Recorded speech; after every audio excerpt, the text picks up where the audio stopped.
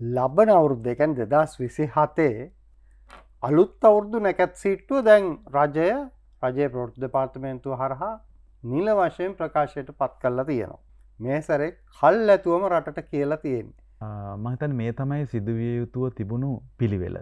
වේලාසනින් අපි කැඳෙව්වා අන්තර්ජාලය හරහා සහ පුවත්පත් මගින් ජ්‍යෝතිෂයට සම්බන්ධ විවිධ උදවිය හෝ ආයතන ඉන්නවා නම් මෙන්න මේ අඩවිය ලියාපදිංචි වෙන්න අපට දැනුම් දෙන්න කියලා. විශාල පිරිසක් 300 ගණනක් විතර ප්‍රතිචාර දැක්වුවා.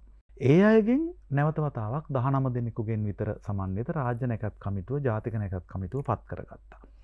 ඒ පත් කරගෙන ඒ සියලු දෙනා එක මේසෙක වාඩි කරගෙන දීර්ඝ සාකච්ඡා කරලා තාම හොඳ එකඟතාවලට ඇවිල්ලා ඒ අය අපට නැකත් සීට්ටුව හදලා දුන්නා. දැන් ලිත් කර්තෘවරු ඇතුළු පිරිස් එතන ඉන්න නිසා තමන්ගේ සුප්‍රසිද්ධ ලිත්වල නැකත් සහ රාජ්‍ය නැකත් කමිටුවේ නැකත් අතර පරතරයක් හටගන්නේ නැහැ.